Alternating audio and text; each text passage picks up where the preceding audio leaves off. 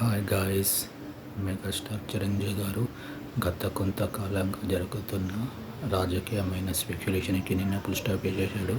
తను ఇకపై ఎలాంటి రాజకీయ పార్టీలో చేరనని క్లియర్గా చెప్పేశాడు. గత కొంతకాలంగా తను బీజేపీలో చేరుతున్నానని, జనసేన పార్టీలో చేరుతున్నానని రకరకాల స్పెక్యులేషన్ జరిగాయి.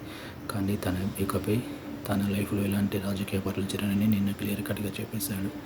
అండ్ చిరంజీవి గారు 2008లో ప్రజారాజ్యం పార్టీ స్థాపించి తిరుపతి శాసనసభ్యుడిగా పోటీ చేసి గెలిచాడు. ఆ పార్టీ 2009లో జరిగిన ఎన్నికలలో 18 స్థానాలు గెలిచింది.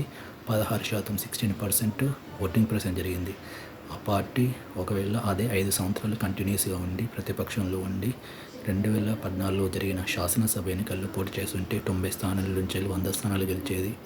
అధికారంలో రాకపోయినా మంచి మెజారిటీ స్థానాలు గెలిచేది.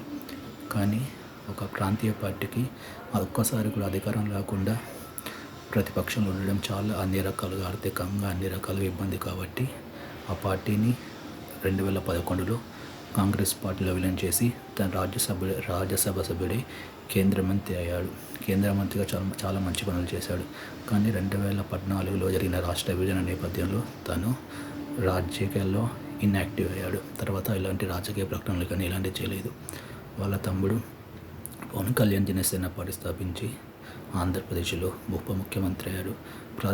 ప్రజారాజ్యం పార్టీ జనసేన పార్టీ అయ్యిందని ఇటీవల తను ఒక ఈవెంట్లో చెప్పాడు. అండ్ నిన్న మళ్ళీ సినిమా ఈవెంట్లో తను ఇంకపై రాజకీయాలు అని క్లియర్ కట్గా చెప్పేశాడు. దీని ద్వారా గత కొంతకాలంగా జరుగుతున్న పొలిటికల్ స్పెక్యులేషన్ అన్నిటికీ ఫుల్ స్టాప్ అన్నట్టయింది.